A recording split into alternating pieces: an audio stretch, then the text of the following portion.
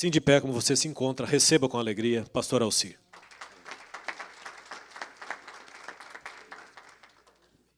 Paz do Senhor para a amada igreja. Por gentileza, tomem seus assentos. Meus amados irmãos, glória a Deus, você tem em mãos aí o boletim que traz o nosso 5º estudo sobre as doutrinas fundamentais. E desta feita nós vamos estar fazendo um comentário com os irmãos sobre a organização e o funcionamento dos anjos. Nosso pastor Joel Freire Costa, que é o anjo desta igreja, ele preparou esse tema, obviamente com oração, com dedicação, e ele está recheado de versículos bíblicos, né? De tal maneira que a minha função aqui, nesta noite, não é acrescentar nada mais do que está aqui e nem tirar do que está aqui, mas é fazer um comentário juntamente com os irmãos. E eu quero pedir aos irmãos que dediquem uma atenção especial, porque este assunto, irmãos, é um assunto que a igreja precisa conhecer. A igreja tem uma necessidade tremenda. Todas as vezes que nós lemos Efésios capítulo 6, verso 12, surgem algumas dúvidas, surgem alguns questionamentos, né? E aqui, praticamente, nós temos a resposta desses questionamentos.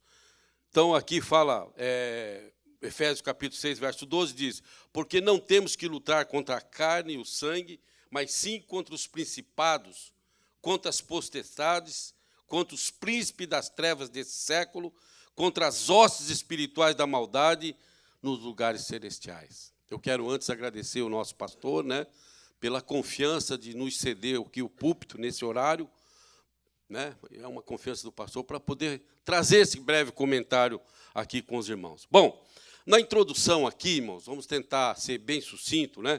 Diz assim que enquanto a revelação da Bíblia sobre a organização dos anjos não é tão abrangente, né, do ponto de vista, vamos dizer assim, programático, não é tão abrangente, mas ela diz o suficiente para nos mostrar que parece haver uma organização no mundo angelical.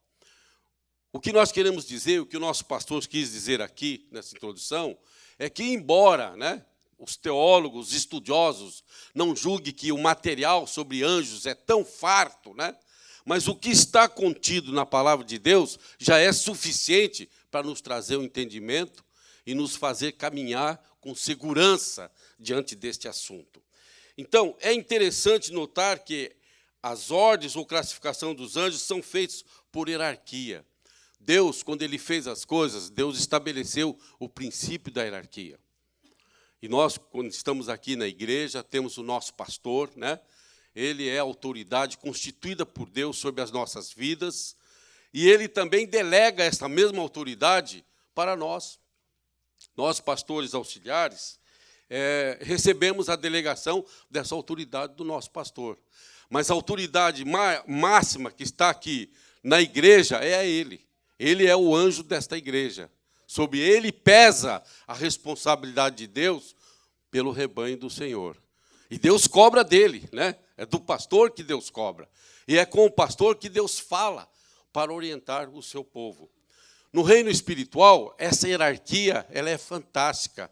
E ela funciona de uma maneira tão organizada que, se nós prestarmos atenção nesse estudo aqui, e eu quero recomendar aos irmãos que tome tempo para ler isto. Pegue durante esta semana agora e vá tópico por tópico, versículo por versículo, e tente entender como é que funciona, para que você fique craque nisso, né? Fique bem instruído para poder entender como é que funciona.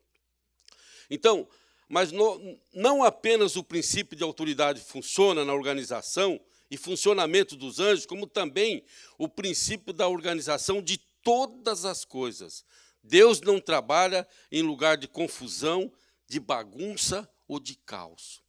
É por isso que quando nós, como seres espirituais também, porque nós estamos dotados, né, espírito, corpo e alma, o Espírito de Deus que está em nós, ele nos adverte e nos mostra quando determinadas situações que nós encontramos na vida, quando nós olhamos aquilo, nós olhamos sob a visão espiritual e nós passamos a entender se aquilo que está acontecendo é de Deus ou não é de Deus, né?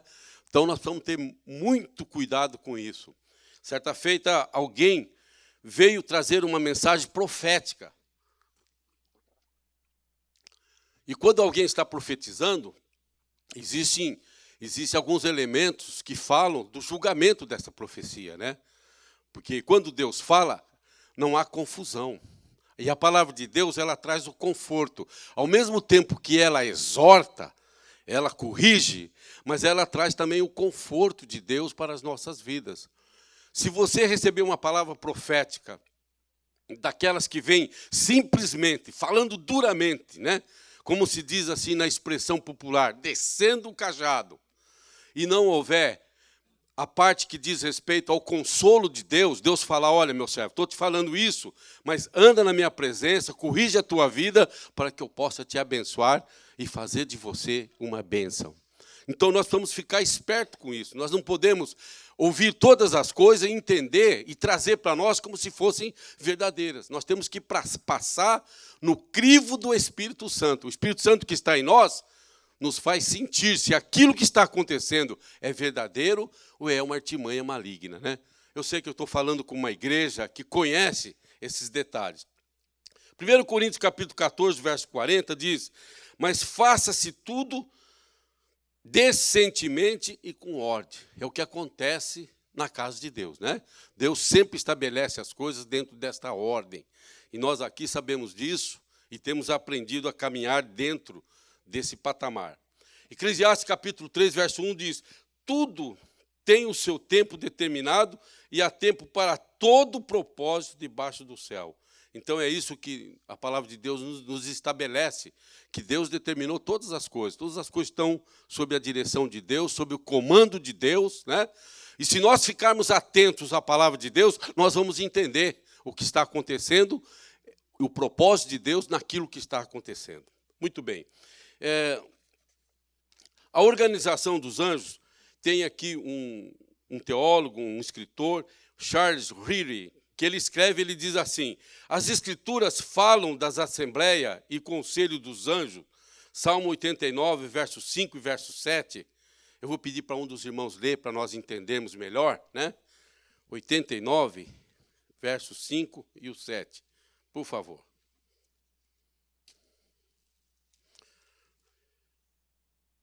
Quem achou pode ler bem alto.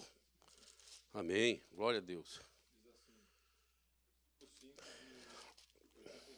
Yes. E os céus louvarão as tuas maravilhas ao Senhor, e a tua fidelidade também na Assembleia dos Santos. Versículo número 7. Perfeitamente. Deus deve ser em extremo tremendo na Assembleia dos Santos e grandemente reverenciado por todos os que o cercam. Nós vamos entender aqui que essa expressão que fala aqui na Assembleia dos Santos está se referindo aos anjos. Nós vamos entender na sequência do estudo aqui. Um ponto prático muito importante que surge aqui, irmão, os anjos são organizados, os demônios são organizados, já os cristãos, quer individualmente ou em grupo, geralmente acham-se desnecessário ser organizado, especialmente quando se trata de lutar contra o inimigo. Olha que coisa interessante o nosso pastor observou aqui, né?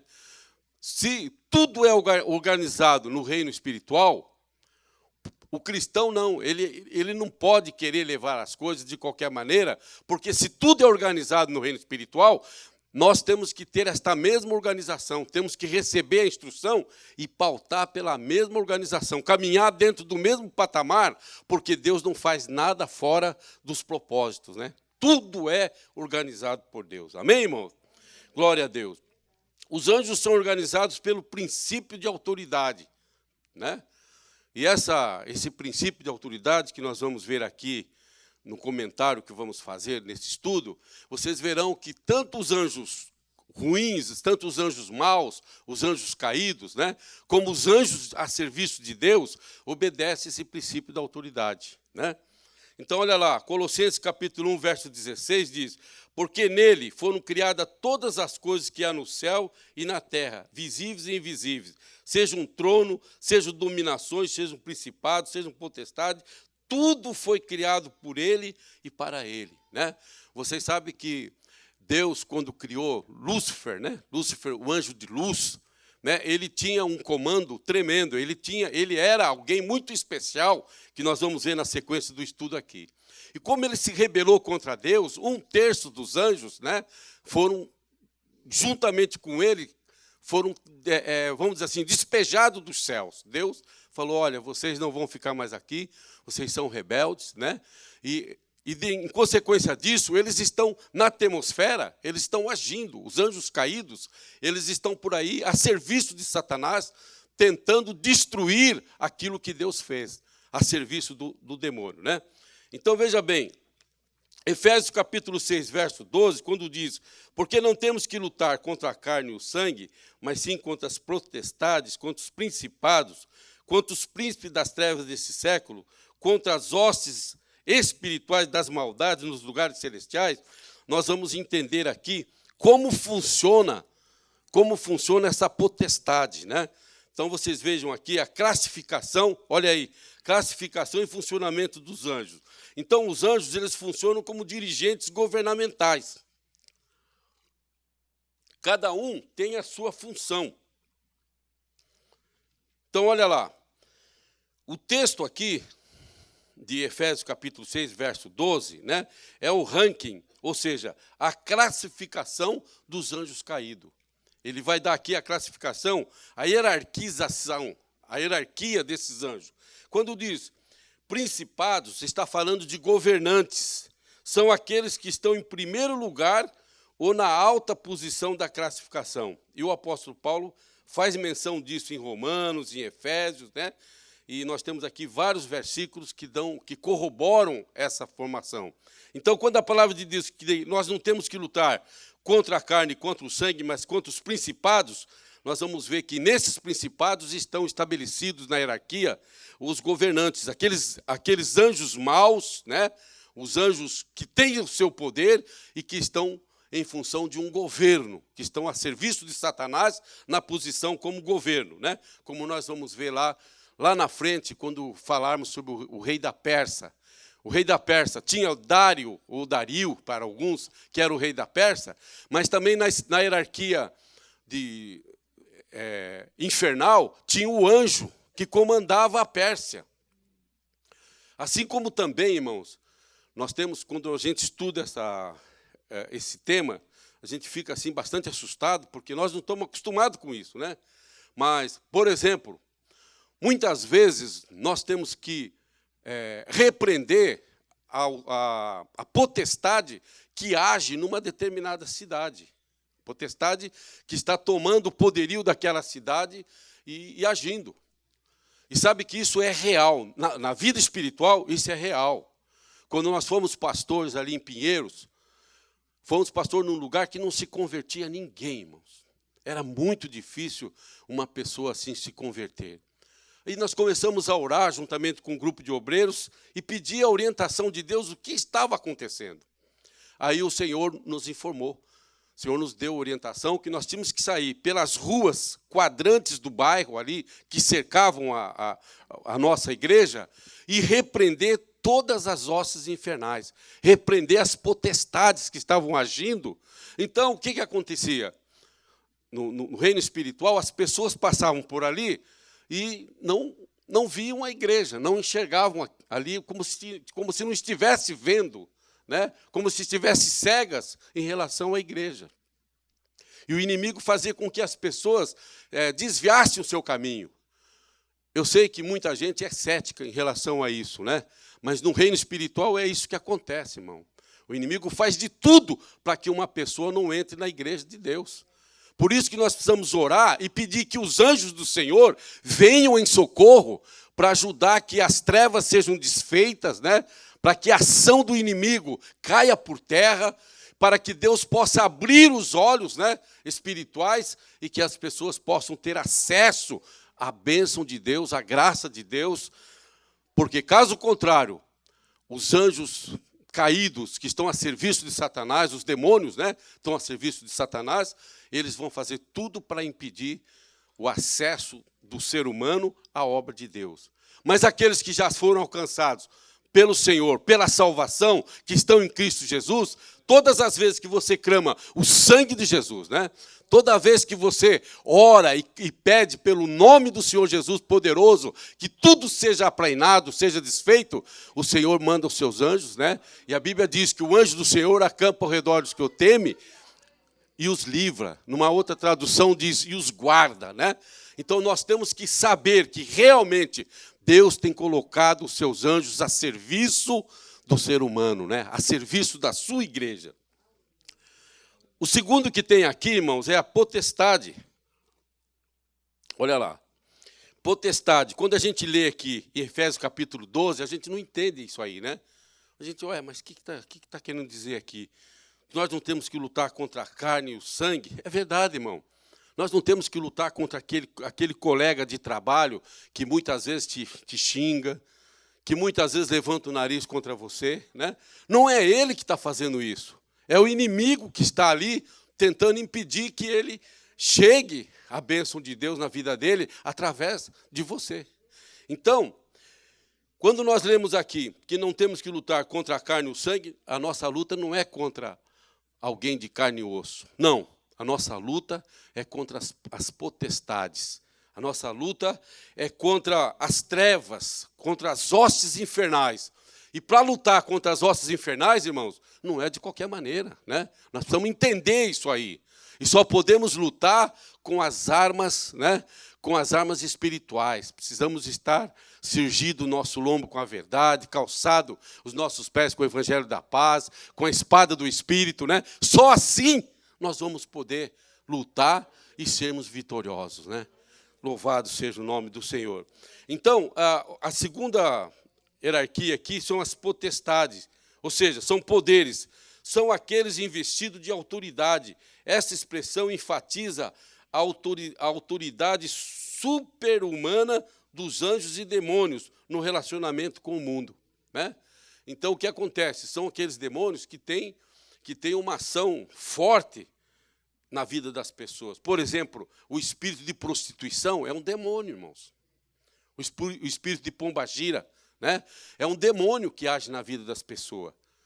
O espírito de bebedice, por exemplo, de vícios, né? Eu sei que muitas vezes você não tem ouvido falar nisso, mas é um demônio que age para levar a pessoa à destruição, né? Em João capítulo 10, verso 10, fala lá, né, que ele veio matar, roubar e destruir. Quem que veio fazer isso? O inimigo das nossas almas. Não é verdade? Essa é a ação dele, matar, roubar e destruir. O que ele quer matar? Quer matar a nossa fé. Quer destruir a nossa comunhão com Deus. Não é verdade? Então, é por isso que nós precisamos conhecer todo esse assunto e ficarmos aos pés do Senhor, clamando pela cobertura do sangue de Jesus. A terceira hierarquia que nós temos aqui nesse ranking é o príncipe das trevas desse século, né? Vocês estão entendendo, irmão? Principados, que são os governantes, né? Potestades, que são os poderes constituídos a esses anjos demoníacos que agem, né?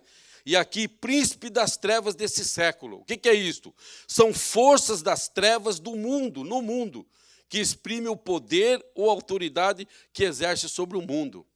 Então, irmão, por exemplo, a televisão, a programação televisiva, né?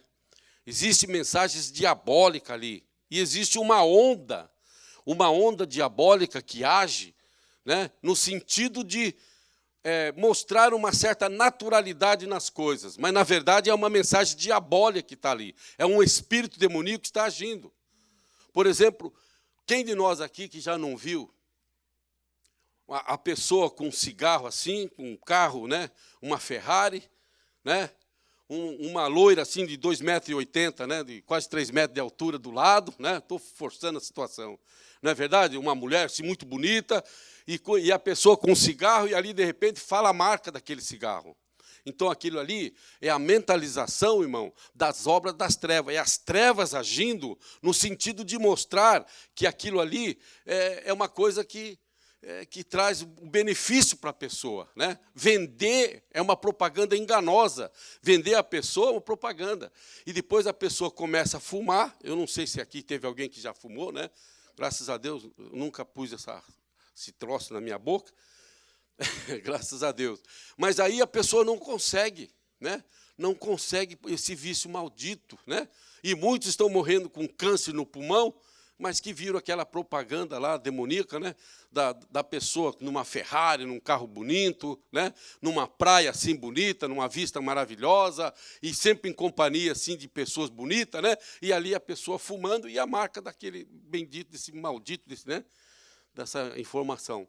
Então, isso é um espírito, é uma onda maligna, né? Uma onda maligna que o inimigo traduz isso para consumo do ser humano. A quarta hierarquia aqui, o quarto ranking, fala sobre as hostes espirituais da maldade, que está aqui no verso 12 do capítulo 6 de Efésios, né? Que diz assim: hostes espirituais da maldade, o que seria isso?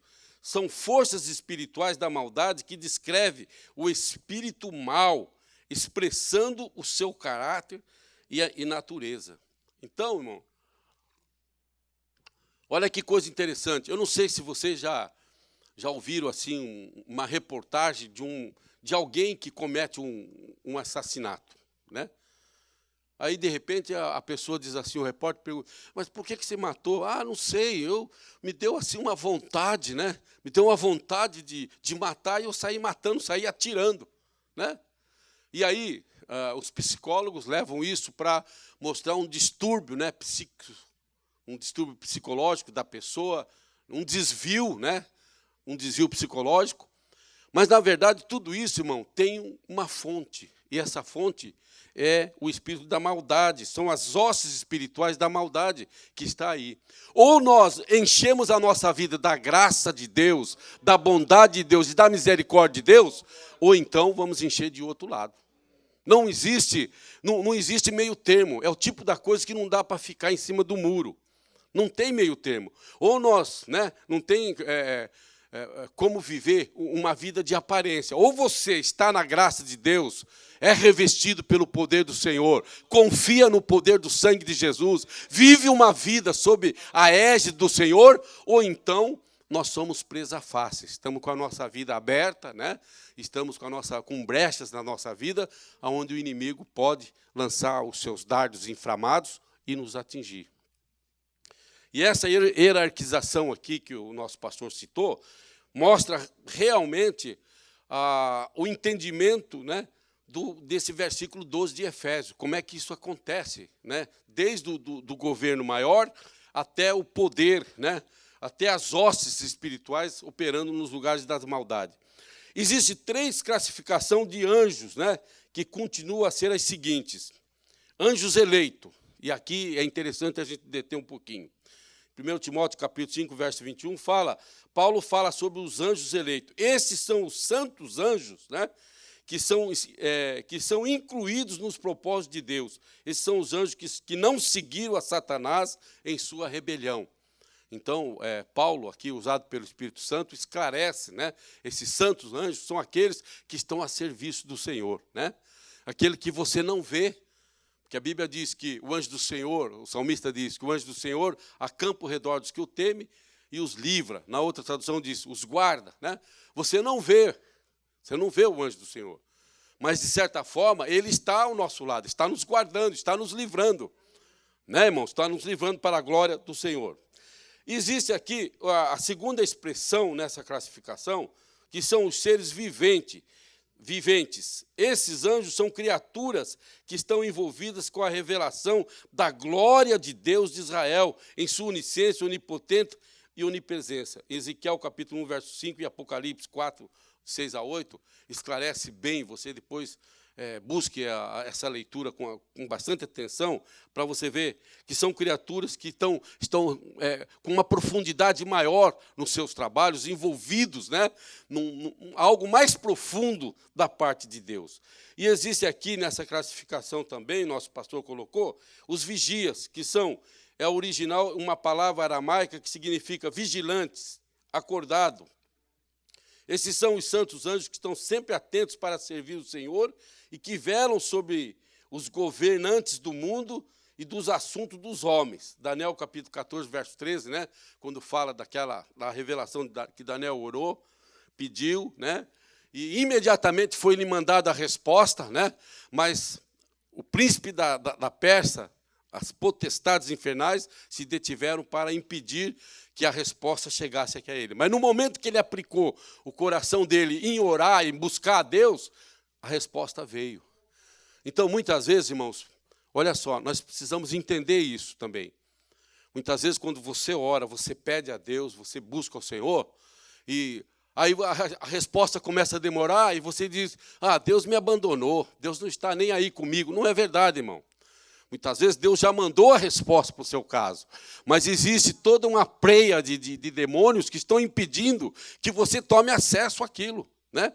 Impedindo que você receba de Deus aquela resposta. É por isso que você tem que clamar ao Senhor e orar e dizer, Senhor, que todas as trevas sejam dissipadas, todas as potestades caiam por terra, todo o obstáculo, né? Todo o impedimento, Senhor, que está se antepondo, né, a resposta que eu já sei que o Senhor está me mandando a resposta, porque Deus nos ama, irmão. Deus quer o melhor para as nossas vidas. Você pode ter certeza que Deus, o amor de Deus, lá João 3,16, é uma realidade. Deus amou o mundo de tal maneira. Irmão, essa realidade do amor de Deus é tão grande que Deus nos quer felizes, nos quer alegres. E a Bíblia diz, do que se queixa o homem? Dos seus próprios pecados, né? Então, quando a pessoa comete os seus desatinos e não pede socorro a Deus, não se conserta, né? A Bíblia diz, aquele que confessa as suas transgressões e deixa, o que acontece? Alcança misericórdia. Mas o que esconde, o que omite, nunca prosperará, né? Não vai prosperar. Então, irmão, até por uma questão de inteligência, né? Até por uma questão nós somos seres dotados de uma inteligência rara, né? Tanto é que uma inteligência rara, que quando a gente olha para Adão, antes, sem pecar, né? Você imagina que Adão deu o nome para todos os animais. Você imaginou o que é dar nome para todos esses animais que é conhecido? É uma inteligência rara, porque o pecado é que cerceia a capacidade do ser humano de ver as grandezas de Deus, né? O pecado que nos impede de ver a glória de Deus e de sentir a presença de Deus de uma forma especial. Por isso, irmãos, que nós não podemos abrir mão de viver uma vida de comunhão com o Senhor e de crer no poder do sangue de Jesus, irmão. Crer que verdadeiramente o sangue de Jesus nos purifica de todo pecado. O sangue de Jesus, irmãos, é a nossa bandeira, é a nossa defesa, o nome de Jesus. E o sangue de Jesus, irmãos, é que nos dão vitória para a glória do seu nome. Amém, irmãos? Glória a Deus. Então, existem os anjos da mais alta posição, como fala aqui, embora a Bíblia faça menção apenas da pessoa de Miguel como arcanjo, em Judas, capítulo 9, versículo 9, né? Fala isso. Em Daniel 10, 13, como vimos, ele é descrito como um dos primeiros príncipes. O texto indica a possibilidade da existência de outros anjos no mesmo patamar de Miguel, o arcanjo. Caso contrário, Miguel é, então, o único arcanjo como mencionado. E a missão do arcanjo é proteger a Israel. Miguel é mencionado nas Escrituras como o vosso príncipe, né? E aqui Daniel capítulo 10, verso 21 diz, mas eu te declarei o que está registrado nas Escrituras da verdade, e ninguém há que me anime contra aquele, senão Miguel, o vosso príncipe, né? Então você veja que Deus, ele tem uma estrutura angelical, e ele coloca essa estrutura angelical a serviço da sua obra máxima, que somos nós, né? Como é que se sente você saber que você é a obra máxima de Deus, né? Quando a gente olha para as estrelas e para o Sol e para os planetas, e cada dia a gente vê aí as novas descobertas científicas, a gente fica, uau, que coisa tremenda, né? Mas pense bem, irmãos, você é a obra máxima de Deus, né?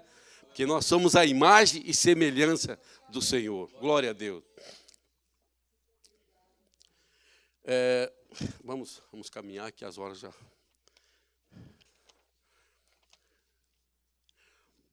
nós temos aqui, na sequência, anjos que atendem diante de Deus, né?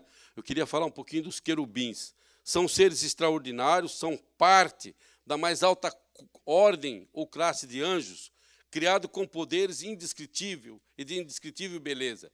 Seu objetivo principal e atividade pode ser resumido da seguinte maneira: eles são arautos e protetores da glória de Deus e aparecem com a sua gloriosa presença, soberania e santidade. Aí nós vamos no Antigo Testamento, esses seres são apresentados como simbólicos e celestiais.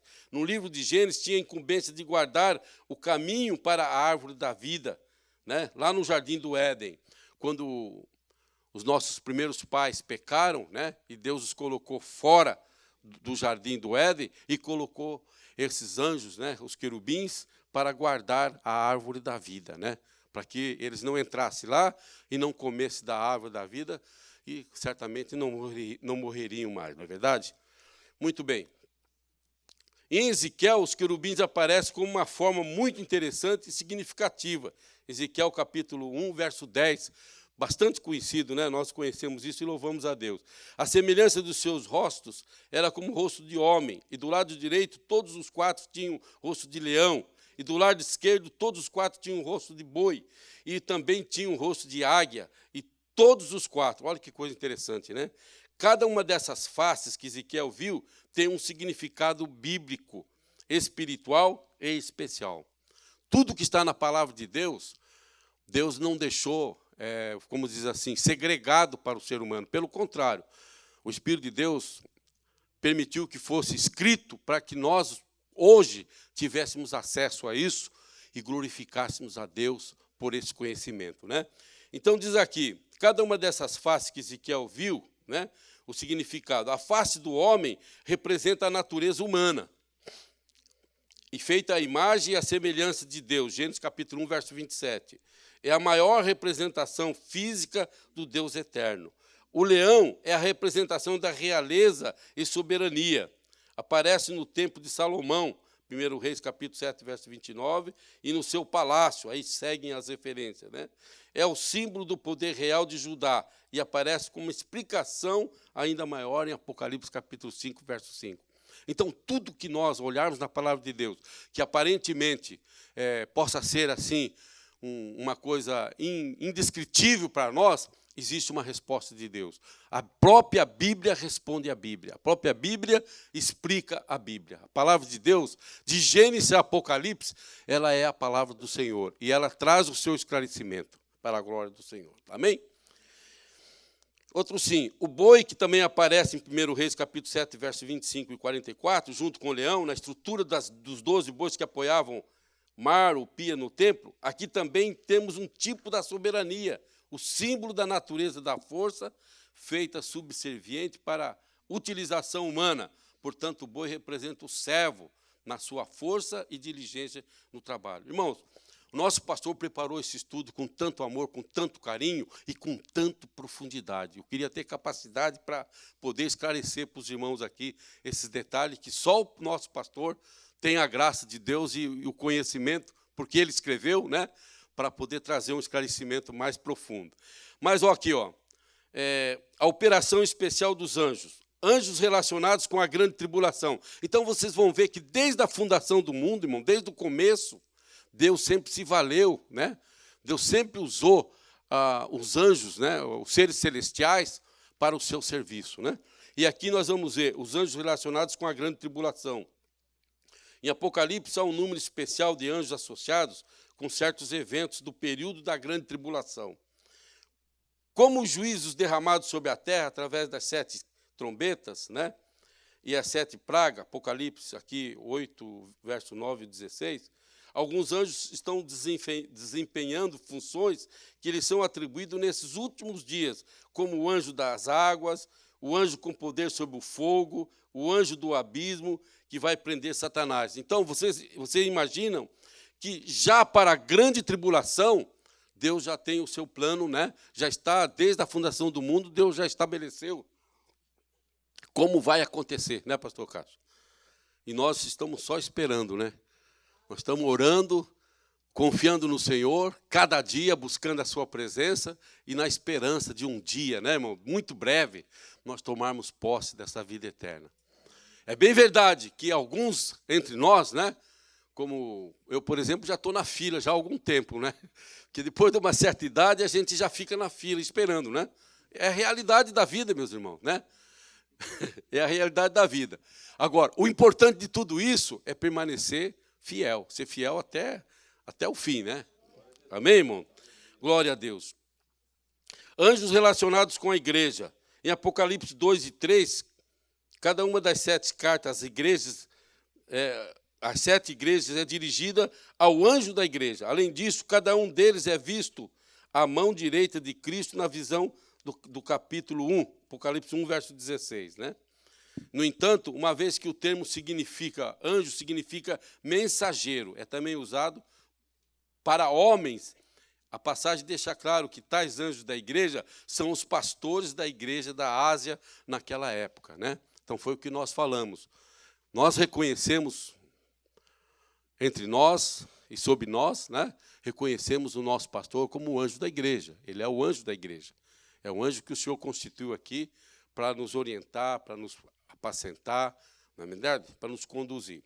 Concluindo aqui, pastor Ismael, concluindo, o aspecto mais importante na organização e funcionamento dos anjos é que eles estão organizados e funcionam no princípio de autoridade. Então, imagine que um não atropela o outro, cada um está lá fazendo o seu serviço, fazendo a sua função, né? É extraordinário notar que todos os seres angelicais, sejam eleitos ou caídos, são leais aos seus líderes. Então, os anjos que servem a esse bicho terrível, que a gente não gosta nem de falar o nome dele, para não dar ibope para ele, né? Eles são fiéis a ele, fazem aquilo que ele está mandando, que está determinando. Assim como os anjos de Deus são submissos ao Senhor e estão cumprindo a ordem de Deus. Mateus capítulo 12, verso 24 a 26, fala: mas os fariseus, ouvindo isso, diziam: este não expulsa os demônios, senão por Beelzebul, príncipe dos demônios. Jesus, porém, conhecendo seus pensamentos, disse-lhe: todo o reino dividido contra si mesmo é devastado, e toda a cidade ou casa dividida contra si mesmo não subsistirá. E se Satanás expulsa Satanás, está dividido contra si mesmo. Como subsistirá, pois, o seu reino? Né? Então, foi uma resposta que Jesus deu a eles, né? Porque eles acharam aqui, Jesus expulsando os demônios, que Jesus estava expulsando aquele demônio em nome dos demônios. O que é isso? Né? De jeito nenhum. Chamando Jesus de Beelzebul. Beelzebul é a vozinha dele, né? Desculpa. O Senhor explicou que a divisão é sempre perda e falência, né? Então, quem divide, irmão, é o inimigo de nossas almas.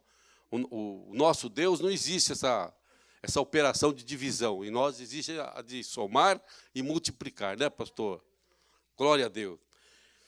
Se Satanás expulsa Satanás, ele não pode subsistir. Nunca espere que Satanás vai expulsar demônios, porque ele precisa de tantos demônios quanto possa contar, né? A única maneira de vencer Satanás é o que está fazendo na vida de alguém. O que ele está fazendo na vida de alguém é se estivermos mais forte do que as suas ações. E esse forte aqui, irmãos, é espiritualmente, viu? Não é estar forte assim, com 200 e quase 220 libras, né? Ou talvez um pouquinho mais, né? Não, não é assim. É estar forte, revestido da graça de Deus, do poder de Deus, né? O poder do Senhor, irmão, e é uma coisa fantástica, porque você imagine, o Senhor, lá no São Marcos, capítulo 16, verso 17, 18, ali, quando fala recebereis o poder de Deus que vem para nós fazermos a operação de milagres, né? Porão a mão sobre os enfermos, curarão, expulsarão os demônios, né? É interessante, irmão, como é que pessoas simples, pessoas sem conhecimento, sem estrutura nenhuma espiritual, cheio de falha, né? Mas quando se chega a Jesus, recebe o poder de Deus na sua vida, né? Recebe a unção do Senhor, e aí levanta a sua mão e expulsa o demônio, né? Expulsa o demônio de uma vida e o demônio vai embora correndo. Mas o demônio vai embora por quê? Por causa da unção de Deus que está na vida de cada um de nós, né?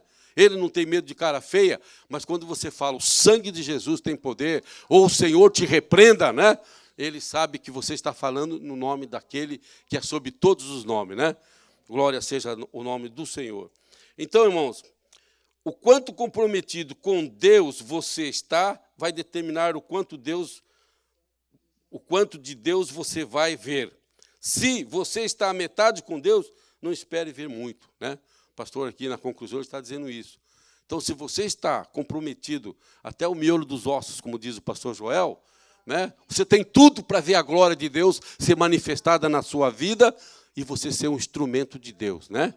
Deus usar você como um canal de bênção. Então, o comprometimento nosso com Deus e com a sua obra é que vai determinar aquilo que Deus vai fazer através da nossa vida. Amém, irmão? Por isso que a palavra de Deus diz aqui, né, em Provérbios capítulo 3, verso 5, confia no Senhor de todo o teu coração e não te estribes no teu próprio entendimento, né? Então, irmão, isso é uma das coisas que a gente tem que sempre ter confiança, é no Senhor, né? Não confiar no seu conhecimento, no seu preparo, né? Isso não vale nada, porque nós não conseguimos acrescentar 1 segundo à nossa existência, né? E nem 1 milímetro à nossa altura. Nós não conseguimos, não é verdade? Mas Deus, Ele pode acrescentar muitos dias à nossa existência, né? E pode nos fazer crescer na graça e no conhecimento. Amém, irmãos? Então, que Deus nos abençoe. E aqui, finalizando, o pastor falou, às vezes estamos buscando ajuda em alguma coisa que tem de ser resolvida espiritualmente, porque tem um elemento demoníaco operando, né? Então, irmãos, você sabe que o inimigo, hoje em dia, ele começa a fazer a contenda na família, ele começa a colocar o filho contra o pai contra o filho, esposo contra a esposa contra o esposo, né? Essa é a finalidade dele. E tem coisas, quando você perceber que a coisa está meio complicada, você não adianta você apelar para o chamado bom senso, usar a sua experiência, né? Usar os seus anos de... mas eu sou crente há muitos anos. Não. São coisas que só se resolvem espiritualmente. E aí você tem que ir para o joelho mesmo e buscar de Deus a solução, porque Deus tem a solução para todas as coisas, né? Então, veja bem, a sua oração respondida ou não pode ter tudo a ver com a batalha que você nem consegue ver, porque o diabo sempre tentará impedir que a resposta de Deus chegue a você, né? É aquilo que nós falamos no começo. Deus, Ele tem o maior prazer em nos ouvir, e Ele nos ouve, irmão. Deus nos escuta. Deus nos trata individualmente. Deus nos trata na nossa individualidade. Deus nos conhece pelo nosso nome, né? E Ele nos trata individual. Alguém diz assim, mas eu vou levantar de madrugada e orar porque a fila é menor. Não, irmão, não tem esse negócio de fila, não. Pode orar a qualquer hora do dia e da noite. Deus vai estar sempre com seus olhos atentos a você, né? A oração que você levantar ao Senhor, Ele está ouvindo o seu clamor. Então, olha só.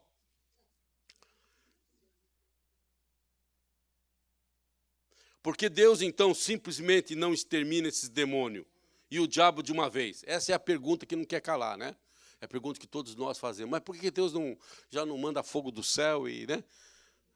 Como o discípulo queria. Senhor, quer que nós oramos e mandamos que venha fogo do céu aqui e consuma tudo isso aqui, né? Então, olha o que fala. Porque na primeira lição, nós comentamos que Deus escolheu criar seres humanos que, mesmo sendo menores que os anjos, lutariam com as armas da obediência a Ele e venceriam pela fé e confiança no Senhor. E que os anjos caídos não fizeram, Só assim nos tornamos maiores que o mundo do mal. Então, você está entendendo que o pastor está finalizando? Que a nossa vitória vem usando as armas da obediência a Deus e pela fé em Cristo Jesus, né? A nossa obediência é que vai determinar a nossa vitória. Quando nós obedecemos ao Senhor, é como um pai, né? Se você tem um filho que muitas vezes ele te dá tanto trabalho, desobediente, você ama aquele filho.